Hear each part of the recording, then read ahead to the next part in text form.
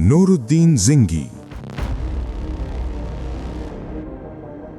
वो सुल्तान जिसने उम्मत के दिलों में उम्मीद की रोशनी जलाई, जिसकी क़यादत ने सलीबियों के दिल कांपने पर मजबूर कर दिया, जिसने ताकत के बजाय ईमान और अदल को हथियार बनाया। और फिर ये अजीम शख्सियत किस तरह उम्मत के लिए मीरास छोड़ गई। क्या आप जानते हैं, जब बैतुल मुक़द्दस की गलियां मुसलमानों के खून से सुर्ख थीं, जब सलीबी फौजें मसाजिद में घोड़े बांधती थीं, जब उम्मत खौफ, फ़िरक़ाबंदी और कमज़ोरी में जकड़ी हुई थी, उस वक्त एक ऐसा शख्स पैदा हुआ जो खुद को कभी बादशाह नहीं समझता था, लेकिन जिसके आंसुओं ने सलाहुद्दीन अय्यूबी जैसा शेर पैदा किया। ये कहानी है एक ऐसे सुल्तान की जिसने तख्त नहीं मांगा, जिसने ताज नहीं पहना, मगर जिसने उम्मत की तकदीर बदल दी। ये कहानी है सुल्तान नूरुद्दीन ज़िंगी की। 12वीं सदी मुस्लिम दुनिया नाम की एक थी, मगर दिल की बिखरी हुई। एक तरफ अब्बासी खिलाफत कमज़ोर, दूसरी तरफ शाम, मिस्र और इराक छोटी छोटी रियासतों में तकसीम, और सामने सलीबी ताकतें। यरूशलेम उनके कब्ज़े में था, मस्जिद अक्सा खामोश थी, कोई लश्कर नहीं आ रहा था, कोई सुल्तान नहीं उठ रहा था। उम्मत इंतज़ार में थी, मगर मालूम नहीं किसका। 1146 हलब का महल। इमादुद्दीन ज़िंगी शहीद हो चुके थे और तख्त उनके बेटे को मिला। नाम था नूरुद्दीन महमूद ज़िंगी। न जवानी में गुरूर, न आंखों में ख्वाब बादशाहत। पहला जुमला जो इसने कहा, मैं इस तख्त का हकदार नहीं जब तक बैतुल मुक़द्दस आज़ाद न हो। वो रातों को सोता कम, रोता ज़्यादा था। उसकी नींद मस्जिद अक्सा में अटकी हुई थी। नूरुद्दीन खजाने से अपने लिए एक दिरहम भी न लेता। काजियों से कहता, अगर मैं जुल्म करूं तो सबसे पहले मुझे सज़ा देना।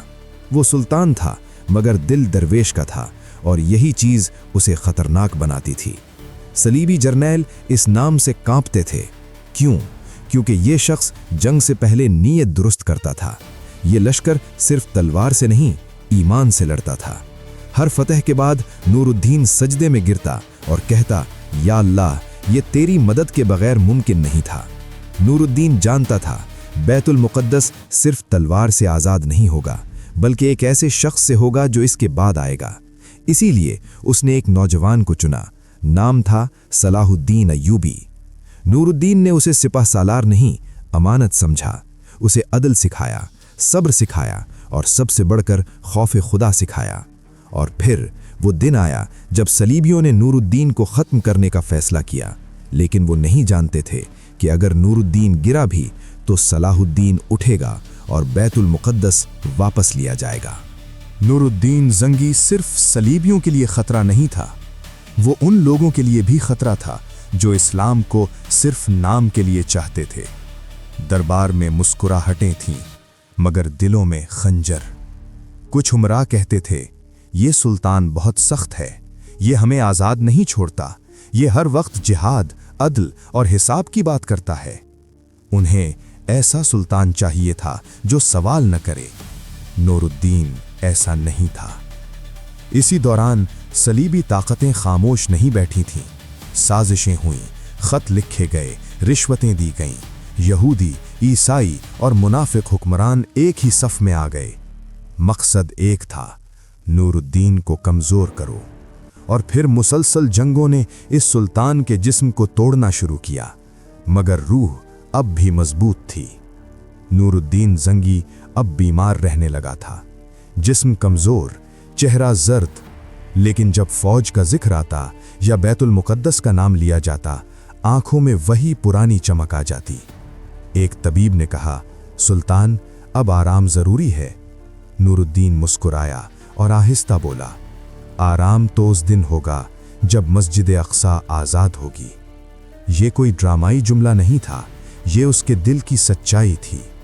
अब निगाहें सलाहुद्दीन अय्यूबी पर थीं। कुछ लोग कहते, ये नौजवान है, ये मिस्र में ताकत पकड़ लेगा, ये खुद सुल्तान बन जाएगा। ये बातें नूरुद्दीन तक पहुंचीं। सबको लगा अब वो नाराज़ होगा, लेकिन नूरुद्दीन ने कहा, अगर वो अदल पर कायम रहा तो उसे ताकत मिलनी चाहिए। यही फर्क था नूरुद्दीन और आम हुक्मरान में। वो खुद से बड़ा मकसद सोचता था।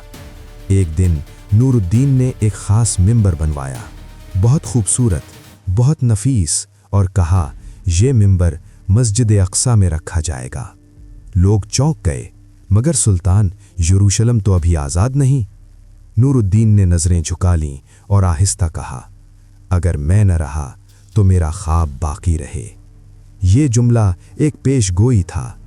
रात, महल खामोश, नूरुद्दीन अकेला बैठा था। न फौज, न दरबार, न तारीफ, सिर्फ वो और उसका रब। उसने दुआ की, या अल्लाह, मैंने जो किया तेरे लिए किया, अगर कहीं कमी रह गई तो मुआफ़ फरमा। ये एक सुल्तान की दुआ नहीं थी, ये एक आजिज़ बंदे की फरियाद थी। और फिर वो खबर आई जिसने शाम को हिला दिया। सुल्तान नूरुद्दीन शदीद बीमार हो चुका था। दुश्मन खुश थे, मुनाफिक खामोश, और उम्मत एक बार फिर डरती हुई सांस ले रही थी।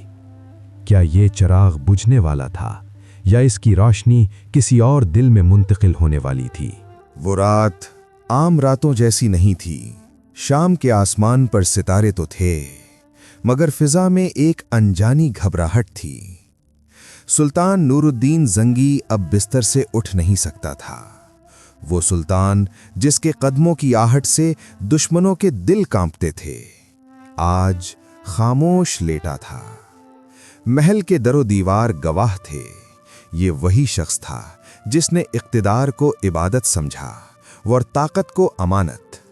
मगर तारीख कभी किसी का इंतजार नहीं करती।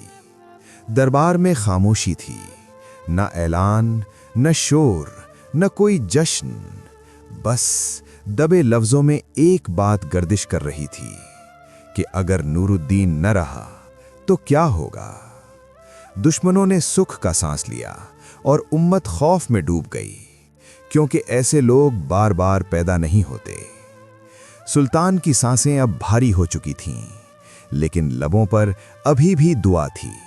वो बार बार बस एक ही बात दोहराता, या अल्लाह, मेरा ख्वाब अधूरा न रहने देना। वो ख्वाब बैतुल मुक़द्दस। इसी दौरान एक नौजवान मिस्र में खड़ा था, सलाहुद्दीन अय्यूबी। अभी वो जानता भी नहीं था कि तारीख उसके कंधों पर अपना सबसे बड़ा बोझ रखने वाली है। नूरुद्दीन की आंखें आखिरी बार बंद हुईं, न किसी जश्न के साथ, न किसी शोर के साथ, बस खामोशी। और शाम की ज़मीन ने अपने सबसे सच्चे मुहाफिज को अपनी आगोश में ले लिया। ये कोई आम मौत नहीं थी, ये एक अहद का इख्तिताम था। वो मिंबर जो नूरुद्दीन ने बनवाया था, अभी मस्जिद अक्सा में नहीं पहुंचा था, लेकिन तारीख ने उसे संभाल कर रख लिया। क्योंकि कुछ ख्वाब मरने वालों के नहीं होते, वो जीने वालों के लिए छोड़ दिए जाते हैं। नूरुद्दीन तो चला गया, लेकिन उसका नजरिया जिंदा था, उसका अदल जिंदा था, और उसका ख्वाब अब सलाहुद्दीन की आंखों में मुंतकिल हो चुका था। और यही वो लम्हा था जहां से एक नई कहानी शुरू होनी थी, एक ऐसी कहानी जो बैतुल मुक़द्दस की आज़ादी पर ख़त्म होने वाली थी। कुछ लोग तारीख नहीं बदलते, वो तारीख को अगले इंसान के हवाले कर देते हैं, और नूरुद्दीन जंगी ये काम खामोशी से कर गया। अगर आपको ये तारीखी इस्लामी वीडियो पसंद आई हो तो बराए मेहरबानी हमारे चैनल को सब्सक्राइब करें, ताकि हर आने वाली नई मालूमाती और सबक आमोज़ वीडियो आप तक बर वक्त पहुंच सके।